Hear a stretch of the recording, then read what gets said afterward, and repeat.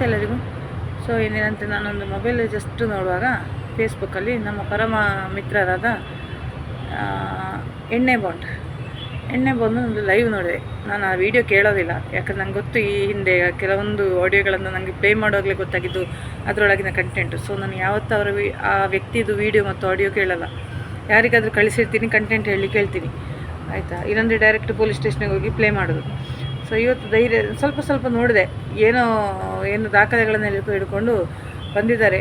ನಾನು ಹೇಳ್ತಾ ಇರೋದು, ಸೌಜನ್ಯ ಹೋರಾಟದಲ್ಲಿ ಅಂಥ ವ್ಯಕ್ತಿಗಳು ಬೇಕು, ಗಂಡು ಮಗವನು.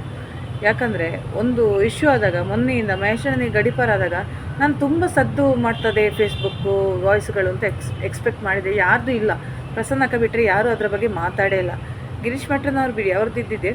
ಸೊ ನಾನು ಹೇಳಿದ್ದು, ಇಷ್ಟು ಲಕ್ಷಾಂತರ ಹೋರಾಟಗಾರರಿದ್ದಾರಲ್ಲ ಸೌಜನ್ಯ ಹೋರಾಟದಲ್ಲಿ, ನಿಮಗೆ ಯಾಕೆ ಧ್ವನಿ ಎತ್ತಬಾರ್ದು? ನಾನು ಸಹ ಎತ್ತುತ್ತಿದ್ದೆ, ಖಂಡಿತ ನಾನು ಎತ್ತುತ್ತಿದ್ದೆ. ಗಡೀಪಾರು ತಪ್ಪದು, ಕಾನೂನು ಬಾಹಿರ. ಸ್ವಲ್ಪ ಜನರಿಗೆ ರೀಚ್ ಮಾಡಲಿಕ್ಕೆ, ಯಾಕಂದರೆ ಮಾಧ್ಯಮಗಳು ನಿಮಗೆ ಗೊತ್ತಿರ್ಬೋದು ಯಾರ ಪರ ಇದೆ ಅಂತ. ಸೌಜನ್ಯ ವಿಚಾರದಲ್ಲಿ ಆಗಲಿ, ನಮ್ಮ ಹೋರಾಟದ ವಿಷಯಗಳನ್ನು ಯಾವುದನ್ನು ಮಾಧ್ಯಮಗಳು ಪ್ರಚಾರ ಮಾಡಲೇ ಇಲ್ಲ. ಬುರ್ಡೆ ಪ್ರಚಾರ ಬಂದಾಗ ಏಕಪಕ್ಷೀಯ ಒಂದು ಸೈಡ್ದು ವರದಿ ಮಾಡಿತ್ತು. ನಮ್ಮ ಕಡೆ ಯಾರೂ ಅಂದರೆ ಸೌಜನ್ಯ ಹೋರಾಟಗಾರರ ಪರವಾಗಿ ಯಾವ ಮಾಧ್ಯಮಗಳು ವರದಿ ಮಾಡಿಲ್ಲ, ಒಂದೆರಡು ಚಾನಲ್ ಬಿಟ್ಟರೆ.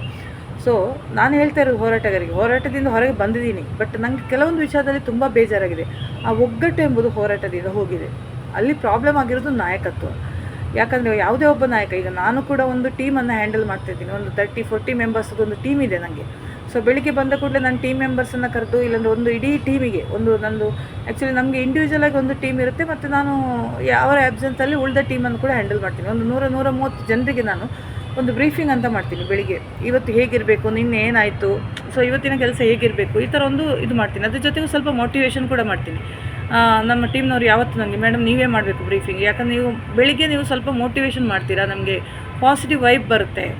ಯಾಕಂದರೆ ಅವರಿಗೆ ಕೆಲಸ ಮಾಡಲಿಕ್ಕೆ ಒಂದು ಇರುತ್ತೆ, ನೆಕ್ಸ್ಟ್ ಅವರಿಗೆ ಹೆಲ್ಪ್ ಆಗುವಂಥದ್ದು ಏನಾದರೂ ಒಂದು ಟಿಪ್ಸ್ ನಾನು ಹೇಳ್ತೀನಿ. ಸೊ ನಾನು ಹೇಳೋದು, ಈ ನಾಯಕ ಎಂದು ನಾನು ಸಹ ಒಂದು ಟೀಮಿನ ನಾಯಕಿ. ನನ್ನ ಅಂಡರಲ್ಲಿ ಒಂದು 40 ಜನ ಇದ್ದಾರೆ. ಅಂದರೆ ನನ್ನ ಟೀಮಿನಲ್ಲಿ ಒಂದು ಡಿಫ್ರೆಂಟ್ ಪ್ಲೇಸ್ನವರಿದ್ದಾರೆ. ನಾನು ಕೇರಳದ ಟೀಮನ್ನು ಹ್ಯಾಂಡಲ್ ಮಾಡ್ತೀನಿ, ಮಲಯಾಳೀಸ್ ಇದ್ದಾರೆ, ತಮಿಳಿಯನ್ಸ್ ಇದ್ದಾರೆ, ಕನ್ನಡದವರಿದ್ದಾರೆ, 1-2 ಜನ ತೆಲುಗುನವರು ಕೂಡ ಇದ್ದಾರೆ. ಸೊ ಇಷ್ಟು ಟೀಮನ್ನು ನಾನು ಹ್ಯಾಂಡಲ್ ಮಾಡಬೇಕಿದ್ರೆ ನನಗೊಂದು ಗುಣ ಅಂತ ಇರಬೇಕು. ಆ ನಾಯಕತ್ವದ ಗುಣ ಏನಂದರೆ ಟೀಮನ್ನು ಯಾವತ್ತೂ ಬಿಟ್ಟುಕೊಡಬಾರ್ದು. ಈಗ ನಾನು ನನ್ನ ಟೀಮಿಗೆ ಬೈತೀನಿ, ಬಟ್ ನನ್ನ ಟೀಮಿನವರನ್ನು ಯಾರಾದರೂ ಬೇರೆಯವರು, ನನ್ನ ಮ್ಯಾನೇಜರ್ಸ್ ಯಾರಾದರೂ ಕ್ವೆಶ್ಚನ್ ಮಾಡಿದರೆ ನಾನು ಯಾವತ್ತೂ ನನ್ನ ಟೀಮನ್ನು ಬಿಟ್ಕೊಡಲ್ಲ. ಸೊ ಈ ನಾಯಕ ಏನಿರಬೇಕು, ನಾಯಕನೆಂಬುದು ಸಮರ್ಥನೆ ಇರಬೇಕು. ಟೀಮ್ ಅನ್ನು ಯಾವತ್ತೂ ಬಿಟ್ಕೊಡ್ಬಾರ್ದು. ಆ ಲೀಡರ್ಶಿಪ್ ಕ್ವಾಲಿಟೀಸ್ ಇರ್ಬೋದು, ಅದನ್ನು ಫಾಲೋ ಮಾಡಬೇಕು. ಓಕೆ, ಅದು ಆ ಸಮರ್ಥ ನಾಯಕತ್ವದ ಒಂದು ಗುಣಲಕ್ಷಣ ಮಹೇಶ್ ಶೆಟ್ಟಿ ಟೀಮ್ರೊಳಗೆ ಇದೆ. ಆದರೆ ಇಲ್ಲಿ ಈ ವಿಚಾರದಲ್ಲಿ ಅವರು ಫೇಲಿಯರ್ ಆಗಿದ್ದು ಆ ಟೀಮನ್ನು ಉಳಿಸ್ಕೊಳ್ಳೋದಕ್ಕೆ. ಯಾಕಂದರೆ ಎಷ್ಟೋ ಜನ ಬಂದರು ಹೋದರು ಅಂತಾರೆ, ದಟ್ ಈಸ್ ದ ಫೇಲಿಯರ್. ಬಂದವರು ಯಾವತ್ತೂ ಹೋಗಬಾರ್ದು ಅಂಥ ಒಂದು ಒಗ್ಗಟ್ಟು ಇದ್ದರೆ ಟೀಮಲ್ಲಿ ಯಾವ ಶತ್ರುವನ್ನು ಕೂಡ ಗೆಲ್ಬೋದು ಯುದ್ಧದಲ್ಲಿ. ಮತ್ತು ಪ್ಲ್ಯಾನಿಂಗ್, ನೀವು ಗೊತ್ತಿರ್ಬೋದು, ಎಲ್ಲದರಲ್ಲೂ ಪ್ಲ್ಯಾನಿಂಗ್ ಎಂಬುದು ಹೇಗಿರಬೇಕು. ಒಂದು ಮೀಟಿಂಗ್ ಮಾಡಬೇಕು, ಅದನ್ನು ಕರಿಬೇಕು, 4 ಲೀಡರ್ಸ್ ಮಾಡಬೇಕು, ಅವರ ಅಂಡಲ್ಲಿರಬೇಕು, ವ್ಯವಸ್ಥಿತವಾಗಿರಬೇಕು. ಅದು ಯಾವುದು ಈ ಹೋರಾಟದಲ್ಲಿ ನನಗೆ ಕಾಣಲಿಲ್ಲ. ಸೊ ನಾವು ನಮ್ಮಷ್ಟಕ್ಕೆ ಬರೀತೀವಿ, ಒಬ್ಬೊಬ್ಬರಷ್ಟಕ್ಕೆ ಇದು ಮಾಡ್ತಾರೆ. ಸೊ ಈ ಯೂನಿಟಿ ಎಂಬುದು ಇಲ್ಲ. ತುಂಬ ಜನ ಬಿಟ್ಟು ಹೋಗಿದ್ದಾರೆ. ನಾನು ಬಂದ ಮೇಲೆ ಅಂತಲ್ಲ, 1 ವರ್ಷ ಮೊದಲೇ ಇದು ಚಿತ್ರ ಆಗಿದೆ. ಈ 4 ಮುಖ ಮಾಡಿ ಹೋಗಿದ್ದಾರೆ. ಮೇನ್ ವಿಷಯದಲ್ಲಿ ನಿನ್ನೆ ನಾನು ನಮ್ಮ ಆತ್ಮೀಯ ಮಿತ್ರರಿಗೆ, ಸೌಜನ್ಯ ಹೋರಾಟಗಾರರಿಗೆ ತುಂಬ ಹೊತ್ತು ಮಾತಾಡಿದೆ. ನಾನು ಹೇಳಿದೆ, ಸೌಜನ್ಯ ಹೋರಾಟ ಎಷ್ಟು ಸತ್ಯದ ರೀತಿಯಲ್ಲಿ, ಡಿ ಗ್ಯಾಂಗ್ ಕೂಡ ಹೇಳಿದ್ದಾರೆ, ಮಹೇಶ್ ಅಣ್ಣನ ಸೌಜನ್ಯ ಹೋರಾಟ ಸತ್ಯದ ಹಾದಿಯಲ್ಲಿದೆ. ಆ ನ್ಯಾಯಪರವಾದ ಹೋರಾಟವನ್ನು ಹಾದಿ ತಪ್ಪಿಸಿದ್ದು ಗಿರೀಶ್ ಮಠಣ್ಣನವರು. ಎಷ್ಟು ಹೇಳಿದ್ರೂ ಯಾರಿಗೂ ಅರ್ಥ ಆಗಲ್ಲ. ಗಿರೀಶ್ ಮಠಣ್ಣನವರು ಬಂದು ಅದಕ್ಕೆ ಬೇರೆಯೇ ಡೈರೆಕ್ಷನ್ ತಗೊಂಡೋದ್ರು. ಸಾಕ್ಷಿ ಇದೆ. ಅವರು ಸಾಕ್ಷಿ ಇದೆ ಅಂತ ಹೇಳಿದ್ದು ಯಾರನ್ನೂ ಅಲ್ಲ. ಅವರ ರಿಪಬ್ಲಿಕ್ ಟಿವಿಗೆ ಸಾಕ್ಷಿ ಇದೆ ಅಂತ ಹೇಳಿದ್ದು ಚಿನ್ನಯ್ಯನನ್ನೇ. ನಾನು ಅವತ್ತೇ ಹೇಳಿದ್ದೀನಿ, ಅದೊಂದು ವ್ಯಕ್ತಿ ಅಂತ. ಚಿಕ್ಕ ಕೆಂಪಮ್ಮನ ತರ್ತಾರೋ ಅಂದ್ಕೊಂಡೆ, ಚಿಕ್ಕ ಕೆಂಪಮ್ಮನೂ ಕೂಡ ಸಾಕ್ಷಿ ಅಲ್ಲ, ಚಿನ್ನಯ್ಯ ಸ್ಟ್ರಾಂಗ್ ಸಾಕ್ಷಿ. ಇದು 2 ವರ್ಷದ ಮೊದಲೇ ಅವರಿಗೆ ಗೊತ್ತಿತ್ತು. ಸೊ ಈ ವಿಚಾರವನ್ನೇ ಅವರು ರಿಪಬ್ಲಿಕ್ ಟಿವಿಗೆ ಇವರಿಗೆ ಹೇಳಿದ್ದು. ಬಟ್ ಚಿನ್ನಯ್ಯ ಯಾವತ್ತು ಟರ್ನ್ ಹೊಡಿತಾನೆ ಅಂತ ಅವರು ಎಕ್ಸ್ಪೆಕ್ಟ್ ಮಾಡಿರಲಿಲ್ಲ. ಅಲ್ಲಿ ಸೌಜನ್ಯ ಹೋರಾಟಗಾರರು ತಪ್ಪಿದೆ. ಚಿನ್ನಯ್ಯ ಏಕಾಂಗಿ ಆದಾಗ, ಅವನು ಜೈಲಿಗೆ ಹೋದಾಗ ಒಳ್ಳೆ ಅಡ್ವೊಕೇಟನ್ನು ಕಳಿಸಿ ಅವನನ್ನು ಬಿಡಿಸ್ಕೊಂಡು ಬರುವ ಪ್ರಯತ್ನ ಸೌಜನ್ಯ ಹೋರಾಟಗಾರರು ಮಾಡಬೇಕಿತ್ತು. ಆವಾಗ ನಾನು ಇದ್ದೆ, ಹೋರಾಟದಲ್ಲಿದ್ದೆ, ಬಟ್ ನಾನು ಆ್ಯಕ್ಟಿವ್ ಇರಲಿಲ್ಲ. ನನಗೆ ಈ ಬುರ್ಡೆ ವಿಷಯಕ್ಕೆ ಯಾವ ರೀತಿಯಲ್ಲೂ ನಾನು ತಲೆ ಹಾಕಲ್ಲ ಅಂತ ಅಂದ್ಕೊಂಡಿದ್ದೆ. ಯಾಕಂದರೆ ಅದೊಂದು ಪ್ರಹಸನ ಥರ ನನಗೆ ಅಂದಿತ್ತು. ಅನಿಸಿತು. ಯಾವತ್ತೋ ನಡೆದ ವಿಚಾರಗಳು ಎಲ್ಲರಿಗೂ ಗೊತ್ತಿದೆ, ಧರ್ಮಸ್ಥಳದಲ್ಲಿ ಎಷ್ಟು ಅನಾಚಾರ ಆಗಿದೆ, ಇದಾಗಿದೆ ಅಂತ. ಬಟ್ ಯಾರಿಗೆ ಉಗ್ರಪ್ಪನ ವರದಿಯನ್ನೇ ಇದು ಇನ್ವೆಸ್ಟಿಗೇಷನ್ ಮಾಡ್ಬೋದಿತ್ತಲ್ಲ, ಅದು ಮಾಡಿದ ಸರ್ಕಾರ ಈಗ ಇವರ SIT ತನಿಖೆ ಮಾಡುತ್ತೆ ಅಂತ ನಿಮಗೆ ಅನಿಸ್ತದ? ಇಲ್ಲ. ಸೊ ನಾವೇನು ಮಾಡಬೇಕು, ಕೆಲವೊಂದು ವಿಚಾರದಲ್ಲಿ ನಾವು ಪ್ರಕೃತಿಗೆ ಬಿಟ್ಕೊಡ್ಬೇಕು. ಕಾಲಾಯ ತಸ್ಮೈ ನಮಃ, ಪ್ರಕೃತಿಯ ಶಿಕ್ಷೆ ಕೊಡಲಿ ಅಂತ. ಬಟ್ ನಾನು ಸೌಜನ್ಯ ವಿಚಾರಕ್ಕೆ ಬಂದೆ. ಮೊನ್ನೆ ಯಾರೋ ಕೇಳಿದ್ರು ನನಗೆ, ಅವರೇ ಸರೋಜಾ ಪೂಜಾರಿ ಅವರು, ಆದರೆ ಸೌಜನ್ಯ ಸತ್ತಿಲ್ವಾ, ನಿಮಗೆ ನ್ಯಾಯ ಬೇಡ? ಖಂಡಿತ ಬೇಕು. ಸೌಜನ್ಯ ಎಂಬ ಹೆಣ್ಣುಮಗಳಿದ್ರು, ಸೌಜನ್ಯ ಎಂಬ ಇದಿತ್ತು, ಅವಳ ಹತ್ಯೆ ಆಗಿದೆ, ಅವಳಿಗೆ ನ್ಯಾಯ ಸಿಗಲೇಬೇಕು. ಆ ಹೋರಾಟ ಕೂಡ ಸತ್ಯ ಇತ್ತು, ಆದರೆ ಎಲ್ಲಿದು ಹಾದಿ ತಪ್ಪಿದೆ? ಈಗ ನೋಡಿ, ನಮಗೆ ಹೆಮ್ಮೆಯಿಂದ ಹೇಳ್ತಿದ್ವಿ ನಾವು ಸೌಜನ್ಯ ಹೋರಾಟಗಾರ್ತಿಯರು ಅಂತ, ಅದಕ್ಕೊಂದು ರೆಸ್ಪೆಕ್ಟ್ ಇತ್ತು. ಆ ರೆಸ್ಪೆಕ್ಟ್ ಈಗ ಆ ಹೋರಾಟ ನಡೀತಿದ್ರೆ ಇವಾಗ ಅದು ಪ್ರಕರಣ ಸುಪ್ರೀಂ ಕೋರ್ಟ್ವರೆಗೆ ರೀಚ್ ಆಗಿದೆ. ನಮಗೆ ಹೆಮ್ಮೆಯಿಂದ ಹೇಳ್ಬೋದಿತ್ತು, ಸುಪ್ರೀಂ ಕೋರ್ಟಲ್ಲಿದೆ ಸೌಜನ್ಯ ಪ್ರಕರಣ, ನೋಡೋಣ, ನಾವು ಸಹ ಕಾಯ್ತಾ ಇದ್ದೀವಿ, ಏನಾದರೂ ಆಗುತ್ತೆ. ನನಗೆ ಬಾಲನ್ ಸರ್ ಅಡ್ವೊಕೇಟ್ ಇದ್ದಾರೆ ಅಂತ ಅಂದಮೇಲೆ ಏನೋ ಒಂದು ಆಗುತ್ತೆ ಅಂತ ನನಗೆ ಒಂದು ಧೈರ್ಯ ಇತ್ತು. ಯಾಕಂದರೆ ಅವರು ಒಬ್ಬರು ಅದ್ಭುತ ವಕೀಲರವರು, ಸಾಮಾಜಿಕ ಕಳಕಳಿಯುಳ್ಳ, ದುಡ್ಡಿಗೋಸ್ಕರ ಅವರು ಮಾಡೋದಲ್ಲ. ಎಲ್ಲ ಅಡ್ವೊಕೇಟ್ಸ್ಗಳು ದುಡ್ಡು ನೋಡಿದರೆ ಬಾಲನ್ ಸರ್ ಅವರು ಡಿಫ್ರೆಂಟ್. ಯಾಕಂದರೆ ನಾನು ಇದೆಲ್ಲ ನೋಡಿದ್ದೀನಿ, ಸ್ಟೋರೀಸ್ ಎಲ್ಲ ನೋಡಿದ್ದೀನಿ, ಅವರು ಎಷ್ಟು ಹೋರಾಡಿದ್ದಾರೆ ಒಂದು ಕಾರ್ಮಿಕ ವರ್ಗಕ್ಕೋಸ್ಕರ ಅಂತ ನನಗೆ ಗೊತ್ತು. ಸೊ ಸೌಜನ್ಯ ಹೋರಾಟ ಒಂದು ಸತ್ಯದಲ್ಲಿ ಸಾಕ್ತಿತ್ತು, ಅದಕ್ಕೊಂದು ಅರ್ಥ ಇತ್ತು.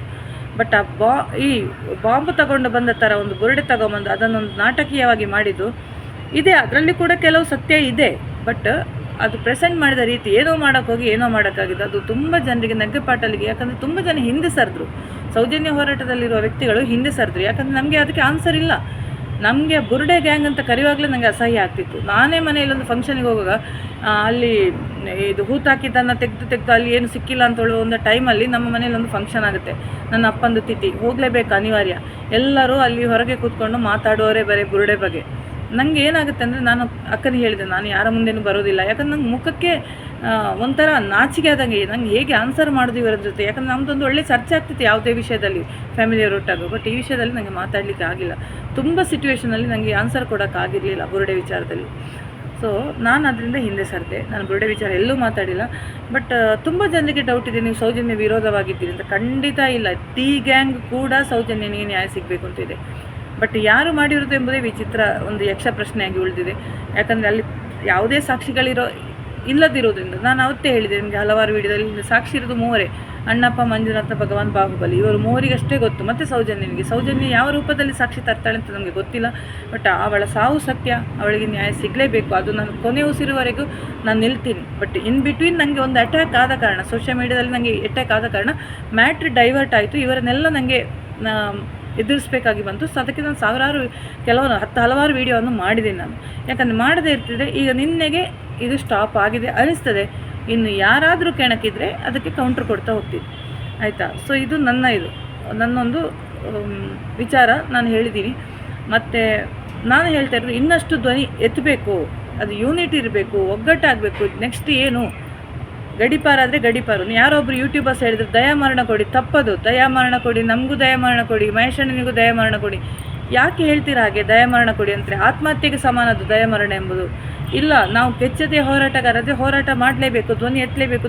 ನಾನು ಯಾವತ್ತೂ ಕೇರಳವನ್ನು ಕಂಪೇರ್ ಮಾಡ್ತೀನಿ ಕರ್ನಾಟಕಕ್ಕೆ. ಕೇರಳದಲ್ಲಿ ಒಂದು ಪ್ರತಿಭಟನೆ ಆದರೆ ರೋಡ್ ಸೈಡಲ್ಲಿ ಜನ ನಿಲ್ತಾರೆ, ಪಕ್ಷದ ಜನರು. ಯಾಕಂದರೆ ಕಲೆಕ್ಟ್ರೇಟ್ ನಮ್ಮ ಮನೆಯಿಂದ 1 ಕಿಲೋಮೀಟ್ರು ಇಲ್ಲ ದೂರ. ನಾನು ದಿನ ನಡ್ಕೊಂಡು ಬರೋ ರೂಟಲ್ಲಿ ಕಲೆಕ್ಟ್ರೇಟಲ್ಲಿ ಒಂದು ಮಾರ್ಚ್ ಇದ್ದೇ ಇರುತ್ತೆ. ಪ್ರತಿಯೊಂದಕ್ಕೂ ಪ್ರತಿಭಟನೆ ಮಾಡಿದ್ರೇ, ಧ್ವನಿ ಎತ್ತಿದ್ರೇ ನಮಗೆ ನ್ಯಾಯ ಸಿಗೋದು. ಯಾಕಂದರೆ ಇದು ಅನಿವಾರ್ಯವಾಗಿದೆ ಇವಾಗ, ಆಯಿತಾ? ನಾನು ಈ ಕಡೆನೂ ಅಲ್ಲ ಆ ಕಡೆನೂ ಅಲ್ಲ, ನಡುವಲ್ಲಿ ನಿಂತ್ಕೊಂಡು, ಮಿಡ್ಲಲ್ಲಿ ನಿಂತ್ಕೊಂಡು ನನ್ನದೊಂದು ವಿಶ್ಲೇಷಣೆ ಇದೆ ಸೌಜನ್ಯ ಹೋರಾಟದಲ್ಲಿ. ಎಲ್ಲರೂ ಹೇಳಿದ್ದಾರೆ ನಾನು ಡೀಲ್ ಆಗಿದ್ದೀನಿ.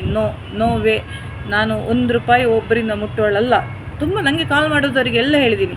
ಕೆಲವರಿಗೆ ಹೇಳ್ತೀನಿ, ಇಲ್ಲ ಅಕ್ಕ ನೀವು ಡೀಲ್ ಆಗಲ್ಲ, ನಮ್ಗೆ ಗೊತ್ತು ಅಂತ. ಯಾಕಂದರೆ ಡೀಲ್ ಆಗ್ತಿದ್ರೆ ನನಗೆ ಯಾವಾಗಲೇ ಆಗ್ಬೋದಿತ್ತು, ಆಯಿತಾ? ಇನ್ನು ಅವರು ಕೊಡೋದು ಇಲ್ಲ, ಯಾರನ್ನು ಡೀಲ್ ಮಾಡ್ಕೊಳ್ಳೋದಿಲ್ಲ. ಯಾಕಂದರೆ ಅವರ ಪರವಾಗಿ ಬರ್ತಾಯಿದೆ SIT ವರದಿ. ಸೊ ಅವರಿಂದ ಯಾರನ್ನು ಡೀಲ್ ಮಾಡಲ್ಲ, ಯಾರನ್ನು ಹೆದರುವ ವ್ಯಕ್ತಿಗಳು ಅವರಲ್ಲ, ಗೊತ್ತಾಯ್ತಾ? ಸೊ ನಾನು ಹೇಳ್ತಾ ಇರೋದು ಅಷ್ಟೇ, ಹೋರಾಟಗಾರರಲ್ಲಿ ಒಗ್ಗಟ್ಟಿರಲಿ. ನಾನು ಹೊರಗೆ ಬಂದಾಯಿತು, ನನ್ನ ವೈಯಕ್ತಿಕ ಕಾರಣಗಳಿಂದ ಬೇರೆ ನನ್ನ ರೀತಿಯಲ್ಲಿ ನನ್ನನ್ನು ತೇಜೋವಧೆ ಮಾಡಿ ಆಯಿತು. ಸೊ ಯಾವ ಕಾರಣಕ್ಕೂ ಒಬ್ಬರು ಕೇಳಿದರು, ಮೇಡಮ್ ನೀವು ಖಂಡಿತ ಇಬ್ಬರು ಹೇಳಿದರು. ಇನ್ನೊಬ್ಬರು ದುಬೈಯಿಂದ ಕಾಲ್ ಮಾಡಿದವರು ಹೇಳಿದ್ರು, ಆಯಿತು ಇನ್ನೂ ಟೈಮ್ ಇದೆ, ನೀವು ವಾಪಸ್ ಬನ್ನಿ, ನಮಗೆ ನಿಮ್ಮ ಧ್ವನಿ ಬೇಕು ಅಂತ. ಖಂಡಿತ ಇಲ್ಲ, ನಾನು ನನಗೆ ಅವಮಾನ ಆದ ಪ್ಲೇಸಿಗೆ ನಾನು ಯಾವತ್ತೂ ಬರಲ್ಲ, ಅಲ್ಲಿ ಚಪ್ಪಲ್ ಕೂಡ ಬಿಡಲ್ಲ ನಾನು, ಆಯಿತಾ? ಎಲ್ಲಿ ನನಗೆ ತುಳಿಯಲ್ಪಟ್ಟರು, ನನ್ನನ್ನು ಗೊತ್ತಿದ್ದವರೇ ನನಗೆ ಒಂಥರ ತೇಜೋವಧೆ ಮಾಡಿದರು, ಅಲ್ಲಿ ನಾನು ಖಂಡಿತ ಬರಲ್ಲ. ನ್ಯೂಟ್ರಲ್ ಆಗಿರ್ತೀನಿ ಸೌಜನ್ಯ ವಿಚಾರದಲ್ಲಿ. ತುಂಬ ಜನ ಈಗ ಚಂದ್ರಕೃಷ್ಣ ಶೆಟ್ಟರಾಗಲಿ, ತುಂಬ ಜನ ಈಗ ನನಗೆ ಇವತ್ತು ಬೆಳಿಗ್ಗೆ ಇನ್ನೊಬ್ಬರು ಪ್ರದೀಪ್ ಶೆಟ್ಟಿ ಅಂತ ಕಾಲ್ ಮಾಡಿದರು. ನಾನು ಯಾವ ವಿಚಾರದಲ್ಲಿ ಇಲ್ಲ ಅಕ್ಕ, ನಾನು ನ್ಯೂಟ್ರಲ್ ಆಗಿದ್ದೀನಿ, ನೋಡ್ತಾ ಇದ್ದೀನಿ, ಎಲ್ಲವನ್ನು ನೋಡ್ತಾ ಇದ್ದೀವಿ ಅಂಥೇಳಿ ತುಂಬ ಮಾತಾಡಿದರು. ಸೊ ನಾನು ಹೇಳ್ತಾ ಇರೋದು ಕೊನೆಗೂ ಇಷ್ಟೇ, ಒಗ್ಗಟ್ಟಿರಲಿ ಹೋರಾಟಗಾರರಲ್ಲಿ ಮತ್ತು ಯಾವುದೇ ಒಂದು ಮಹಿಳೆಗೆ. ನಾನು ಹೇಳ್ತಾ ಇದ್ದೀನಿ, ಸೌಜನ್ಯ ಹೋರಾಟ ಎಂಬುದು ಒಂದು ಹೆಣ್ಣಿಗೋಸ್ಕರ ನಡೆಯುತ್ತಿರುವ ಹೋರಾಟ. ಸೊ ನಾನು ಒಬ್ಬಳು ಮಹಿಳೆ. ಈ ಹಿಂದೆ 2 ವರ್ಷ ಮುಂದೆ ಚಿತ್ರರೈ ಅವರಿಗೊಂದು ಅಟ್ಯಾಕ್ ಹೀಗೆ ಆಗಿತ್ತು. ಸೌಜನ್ಯ ಹೋರಾಟಗಾರನೇ ಅಶ್ಲೀಲವಾಗಿ ಬೈದಿದ್ದ. ಈಗ ನನ್ನ ಬಗ್ಗೆ ಎಷ್ಟು ಕೆಟ್ಟದಾಗಿ ಶ್ರೀನಾಥ್ ಶೆಟ್ಟಿ ಈ ಎಣ್ಣೆ ಬಾಂಡು ಬೈದಿದ್ದಾನಂದರೆ ಯಾರಿಗೂ ಕೇಳಲಿಕ್ಕಾಗದ ಶಬ್ದಗಳು. ಅದಕ್ಕೆ ಕಾನೂನಾತ್ಮಕವಾಗಿ ನಾವು ಕ್ರಮ ಕೈಗೊಳ್ತಾ ಇದ್ದೇವೆ. ಸೊ ನಮ್ಮ ಕಡೆಯಿಂದ ಒಂದು ಪ್ರಯತ್ನ ಆಗ್ತಾಯಿದೆ. ಯಾಕಂದರೆ ಅಂಥ ವ್ಯಕ್ತಿಗಳು ಇರಬಾರ್ದು, ಭೂಮಿಯಲ್ಲೇ ಇರಬಾರ್ದು. ಒಂದು ಹೆಣ್ಣಿನ ಗರ್ಭದಲ್ಲಿ ಹುಟ್ಟಿ ಒಂದು ಹೆಣ್ಣಿಗೆ ಹೇಳೋನು ಅವನು ಗಂಡಸೇ ಅಲ್ಲ, ಗಂಡಸಾಗಲಿ ಹೆಂಗಸಾಗಲಿ ಹೇಳಬಾರ್ದು. ಮತ್ತು ಈ ಹೆಣ್ಣಿನ ವಿಚಾರವಾಗಿ ವಿಜಯ ನಾರವಿ ಎಂಬ ವಿಚಾರ ಬಿಡಿ, ಅದು ಹೆಣ್ಣಲ್ಲ, ಅದು ತುಂಬ ಅದರ ಬಗ್ಗೆ ಹೇಳೋಕ್ಕಾಗಲ್ಲ. ಸೊ ನೀವು ಹೇಳ್ಬೋದು, ನೀವು ಹೆಣ್ಣಿನ ನಿಂದನೆ ಮಾಡ್ತಾ ಇಲ್ವಾ, ವಿಜಯ ನಾರವಿ ಕೆಟ್ಟದಾಗಿ ಬೈತಾ ಇಲ್ವಾ ಅಂತ. ಸೊ ವಿಜಯ ನಾರವಿ ಹೆಣ್ಣಲ್ಲದು, ಅದೊಂದು ವಿಚಿತ್ರ ವ್ಯಕ್ತಿ. ಅದಕ್ಕೆ ವರ್ಣನೆ ಮಾಡಲಿಕ್ಕೆ ನನಗೆ ಆಗಲ್ಲ. ಸೊ ಅದನ್ನು ಬಿಟ್ಟು ಉಳಿದ ಹೆಣ್ಣುಗಳಿಗೆ ನಾನು ಹೇಳಿದೆ, ಎಷ್ಟೇ ಹೆಣ್ಮಕ್ಳಾದರೂ ಕೆಟ್ಟವರಾಗಿರಲ್ಲ, ಕೆಟ್ಟವರನ್ನಾಗಿ ಮಾಡ್ತದೆ ಕೆಲವೊಂದು ಪರಿಸ್ಥಿತಿ. ಆದರೂ ನಾವು ಹೆಣ್ಣೆಂಬುದನ್ನು ಗೌರವಿಸಲೇಬೇಕು, ಆಯಿತಾ. ಮತ್ತು ಇನ್ನೊಂದು, ನಿನ್ನೆ ನಾನು ಒಂದು ಸ್ಟ್ಯಾಟಸ್ ಹಾಕಿದೆ, ಒಂದು ಹೆಣ್ಣಿನ ಕಣ್ಣೀರು ಯಾವತ್ತು ದೇವರ ಮುಂದೆ ಬೀಳುತ್ತೋ, ದೇವರ ಪಾದಕ್ಕೆ ಬೀಳುತ್ತೋ, ಅಲ್ಲಿ ನಿಮಗೆ ಶಾಪ ಕಟ್ಟಿಟ್ಟ ಬುದ್ಧಿ. ಯಾಕಂದರೆ ಅವಳು ತುಂಬ ಕಷ್ಟಪಡ್ತಾಳೆ. ನಾನು ಈ ಹಿಂದೆ ತುಂಬ ವರ್ಷದ ಹಿಂದೆ ಒಂದು ಲೇಖನ ಬರೆದೆ, ನಾನು ಫೇಸ್ಬುಕ್ಕಲ್ಲಿ ಆ್ಯಕ್ಟಿವ್ ಆಗಿರುವಾಗ, ಎಷ್ಟೇ ಹೆಣ್ಣು ವಿದ್ಯಾವಂತಳಾದರೂ ಒಂದಲ್ಲ ಒಂದು ರೀತಿಯಲ್ಲಿ ಶೋಷಿತಳಾಗ್ತಾಳೇ ಇರ್ತಾಳೆ ಅಂತ ನಾನು ಕೆಲವೊಂದು ವಿಷಯಗಳನ್ನು ಬರೆದಿದ್ದೆ. ತುಂಬ ಶೇರ್ ಆಗಿತ್ತು, ಅದು ತುಂಬ ಕಮೆಂಟ್ಗಳು ಬಂದಿತ್ತು ಅದಕ್ಕೆ. ನೋಡಿ, ಈಗ ನಾವೆಷ್ಟೇ ಎಜುಕೇಟೆಡ್ ಆಗಿರಲಿ, ನಾವು ಒಂದು ರೀತಿಯಲ್ಲಿ ತುಳಿಯಲ್ಪಡ್ತೀವಿ. ಈಗ ನಾನೇ ನೋಡಿ, ಎಜುಕೇಷನ್ ಇದೆ, ನನಗೆ ಬುದ್ಧಿವಂತಿಕೆ ಇದೆ, ಬಟ್ ಇಷ್ಟು ಜನರನ್ನು ನನಗೆ ಎದುರು ಹಾಕಿಸ್ಕೊಂಡಾಗಿ ಬಂತು. ಎಷ್ಟು ತೇಜಾವಧೆ ಮಾಡಿದರು ನನ್ನ ಬಗ್ಗೆ, ಇಲ್ಲ ಸಲ್ಲದ ಅಪವಾದಗಳು. ನನ್ನ ಲೈಫಲ್ಲಿ ಕೇಳಿರಲಿಕ್ಕಿಲ್ಲ ಅಂಥ ಅಪವಾದಗಳು ನನಗೆ ಬಂತು. ಸಣ್ಣ ಒಂದು ವಿಚಾರಕ್ಕೋಸ್ಕರ ನನಗೆ ಅಲ್ಲಿ ಬೇಜಾರು ಅನಿಸೋದಂದರೆ, ಅಲ್ಲಿದ್ದ ಹೆಣ್ಮಕ್ಳು 1-2 ಜನ ಬಿಟ್ಟರೆ ನನಗೆ ಸಪೋರ್ಟ್ ಮಾಡಿದರೆ ಉಳಿದವರೆಲ್ಲ ಅವರ ಪರನೇ ನಿಂತರು, ಈ ಗಂಡಸಿನ ಪರನೇ ನಿಂತರು. ಒಬ್ಬರಿಗೆ ಬುದ್ಧಿವಾದ ಹೇಳಿ ಈ ಗಂಡಸನ್ನು ಹೊರಗಾಕ್ಲಿಕ್ಕಾಗಲಿ ಸರಿ ಮಾಡಲಿಕ್ಕಾಗಲಿ ಆಗಲಿಲ್ಲ. ಇದು ವಿಚಿತ್ರ ಅನಿಸೋದು. ನೀವೊಂದು ಹೆಣ್ಣಿನಿಗೋಸ್ಕರ ಹೋರಾಟ ಮಾಡಿದರೆ, ನೀವು ಸೌಜನ್ಯಗೋಸ್ಕರ ಹೋರಾಟ ಮಾಡಿ. ನಾನು ಹೇಳ್ತೀನಿ, ಸಿಂಪಲ್ ಎಕ್ಸಾಂಪಲ್, ನನ್ನ ಅಕ್ಕನ ಮಗಳು ಒಬ್ಬಳು ಅಪ್ರಾಪ್ತೆ, ಅವಳು ಸಹ ಒಂದು 17 ವರ್ಷದ ಹುಡುಗಿ, ಆಯಿತಾ. ನೀವೊಂದು ಹೋರಾಟ ಮಾಡ್ತಿರೋದು ಒಂದು 17 ವರ್ಷದ ಹುಡುಗಿಗೋಸ್ಕರ ಅಲ್ವಾ. ಸೊ ನನ್ನ ಅಕ್ಕನ ಮಗಳನ್ನು ನನಗೆ ನನ್ನ ಅಕ್ಕನವ್ರಿಗೆ ಏನು ಹೇಳಿದ್ರು ನಾನು ಸಹಿಸ್ತೀನಿ, ಅಕ್ಕನವ್ರಿಗೆ ಹೇಳಿದ್ರು ನಾನು ಸಹಿಸ್ತೀನಿ. ಬಟ್ ಮಕ್ಕಳನ್ನು ಮಾತ್ರ ವಿಚಾರದಲ್ಲಿ ನಾನು ತಂದರೆ ನಾನು ಯಾವ ಕಾರಣಕ್ಕೂ ಸಹಿಸಲ್ಲ. ಅಣ್ಣಾ ಬಾಂಡ್ ಎಂಬ ವ್ಯಕ್ತಿ ಮಾಡಿದ್ದೇನೆಂದರೆ, ನನ್ನ ಅಕ್ಕನ ಒಂದು ಆರ್ಟಿಕಲನ್ನು ಶೇರ್ ಮಾಡಿದ್ದೇನೆ, ಅಲ್ಲಿ ಮಕ್ಕಳ ಫೋಟೋ ಇತ್ತು, ಅಕ್ಕನವರ ಫೋಟೋ ಇತ್ತು, ಫ್ಯಾಮಿಲಿ ಫೋಟೋ ಇತ್ತು. ಇದನ್ನೆಲ್ಲ ಶೇರ್ ಮಾಡಿ ಎಂಥ ವಿಕೃತ ಮನಸ್ಸನ್ನು ಅವನಿಗಿದೆ ಅಂತ ಹೇಳಿದರೆ, ಅವನು ಹೋರಾಟದಲ್ಲಿ ಇದ್ದಾನಲ್ಲ, ನೀವೆಲ್ಲ ಅವನಿಗೆ ಸಪೋರ್ಟ್ ಮಾಡ್ತಿರಲ್ಲ, ಇದೆಲ್ಲ ನನಗೆ ನೋಡುವಾಗ ಇದೆಲ್ಲ ತುಂಬ ಅಸಹ್ಯ ಅನ್ನಿಸ್ತದೆ ಈ ಹೋರಾಟಗಾರರ ಬಗ್ಗೆ. ಯಾವುದೇ ಒಬ್ಬರು ಅವಳಿ ಹೆಣ್ಮಗಳಿಗೆ ಹೇಳಬೇಡ, ಮಾತಾಡಬೇಡ ಅಂತ ಯಾರು ಹೇಳಿದಾರೋ ನಂಗೆ ಗೊತ್ತಿಲ್ಲ. ಬಟ್ ಒಳ್ಳೆ ವ್ಯಕ್ತಿಗಳು ಯಾರು ಅವನಿಗೆ ಸಪೋರ್ಟ್ ಮಾಡಿಲ್ಲ, ಮೌನವಾಗಿದ್ದರು. ಕೆಲವರು ಯಾರೂ ಅವನಿಗೆ ಉಪದೇಶ ಹೇಳಿಲ್ಲಲ್ಲ. ಇನ್ನೂ ಕೂಡ ಅವನು ಆ ಟೀಮ್ನಲ್ಲೇ ಇದ್ದಾನಲ್ಲ, ಮತ್ತು ಆ ಹೆಣ್ಣು ವಿಜಯ ನಾರವಿ, ಇವರಿಬ್ಬರನ್ನ ನೀವು ಇಟ್ಕೊಂಡಿದ್ದೀರಲ್ಲ, ಇದು ಗ್ರೇಟ್ ನೀವು, ಆಯಿತಾ. ನನಗೆ ಒಂಥರ ಅಸಹ್ಯ ಆಗುತ್ತೆ ಅವರ ಬಗ್ಗೆ ನನಗೆ ಎಣಿಸುವಾಗ. ನಾನು ಮತ್ತೊಮ್ಮೆ ಈ ವಿಡಿಯೋ ಎಂಡ್ ಮಾಡೋ ಮೊದಲು ಹೇಳ್ತೀನಿ, ಈ ಇಬ್ಬರು ವ್ಯಕ್ತಿಗಳಿಂದ, ಈ ಹೆಣ್ಣು ಶಕುನಿ, ಸೌಜನ್ಯ ಹೋರಾಟದಲ್ಲಿ ಜನರ ನಡುವೆ ಕಿಚ್ಚು ತಂದಿಡುವ ಶಕುನಿ ವಿಜಯ ನಾರವಿ, ಇನ್ನೊಂದು ಹೆಣ್ಣು ಮಕ್ಕಳ ನಿಂದಕ ಯಾರು, ಈ ಶ್ರೀನಾಥ್ ಶೆಟ್ಟಿ. ಇವರಿಬ್ಬರು ಇರೋ ತನಕ ನಿಮ್ಮ ಹೋರಾಟಕ್ಕೆ ಜಯ ಆಗಲ್ಲ. ಇದು ಬರೆದಿಟ್ಕೊಳ್ಳಿ. ಇಷ್ಟು, ಧನ್ಯವಾದಗಳು.